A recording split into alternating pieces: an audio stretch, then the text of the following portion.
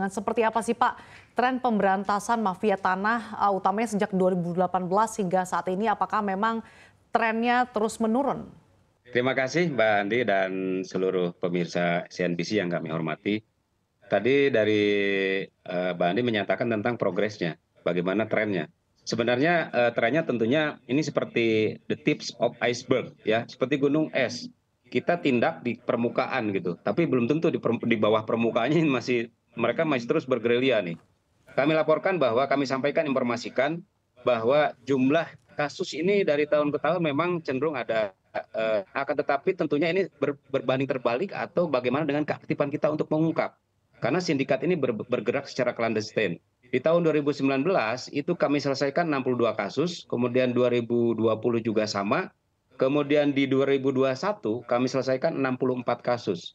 Nah, kemudian di tahun 2022 ini agak menurun 54 kasus, dan di tahun 2023 dengan keaktifan Satgas, ini menimbulkan pengungkapan yang signifikan yaitu 86 kasus. Sehingga total dari dibentuknya Satgas sampai sekarang 328 kasus yang kami ungkap.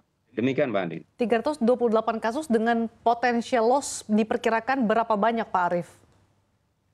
Kalau kami hitung di tahun 2023 yang update saja, 1 tahun itu sekitar 13,2 triliun. Akan tetapi tentunya ini sangat fluktuatif ya, kami juga masih terus update data terbarunya, karena nilai properti atau nilai tanah ini kan terus bergerak berdasarkan ZNT, zona nilai tanah. Jadi kami harus secara detail kembali menghitung secara detail. Tapi untuk 2023 sudah kami hitung yaitu 13,2 triliun. Untuk 2024 estimasinya adalah 1,7 dari 82 TO. Tentunya ini tergantung di mana kita mengungkapnya.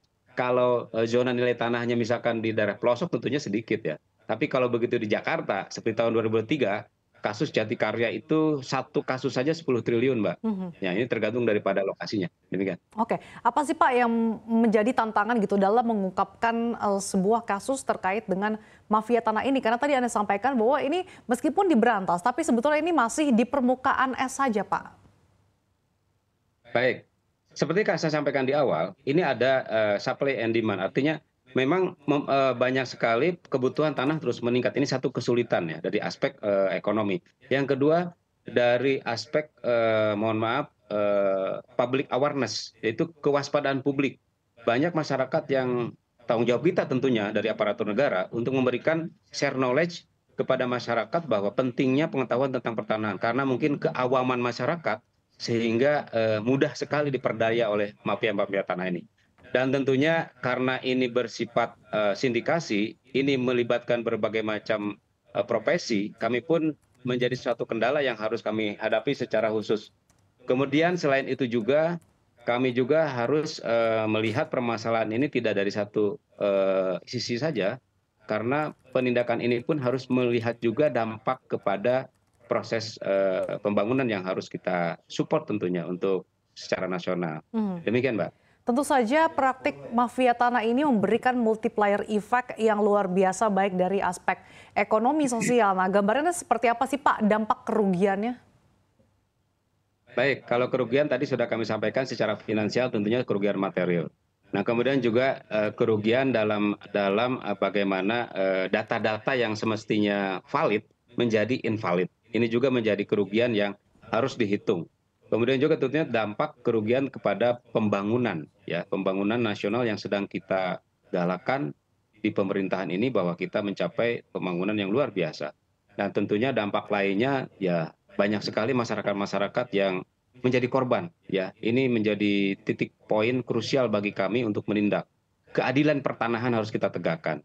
Nah, tadi saya sampaikan kesulitannya adalah memang modus operandi dari para mafia ini pun berkembang terus, Mbak. Sejalan dengan buka era di era digitalisasi ini, di mana volatil, uncertain, kemudian kompleks dan ambigu. Nah, kita harus bisa mengikuti modus-modus baru yang mereka kembangkan, Mbak. Demikian. Oke, dari tahun 2018 hingga saat ini ada sebanyak 328 kasus. Nah, kalau dari pemetaan wilayah-wilayah, wilayah mana saja sih Pak yang paling sering terjadi ataupun mungkin paling banyak terjadi adanya mafia tanah ini Pak? Baik, kami coba buka ini peta ya, mohon izin, mohon waktu. Takutnya supaya datanya valid.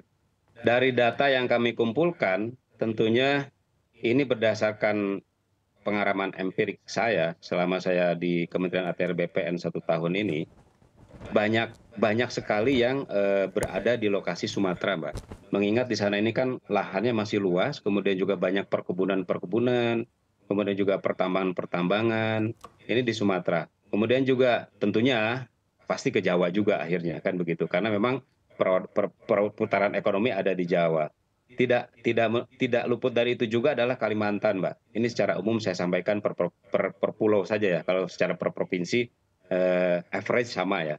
Kemudian selain itu juga baru bergeser ke arah daerah-daerah wisata, yaitu di Bali, kemudian juga ada di mana nih, di NTT, ini Labuan Bajo juga ada, bahkan belakangan ini kami juga mengungkap beberapa kasus di sana.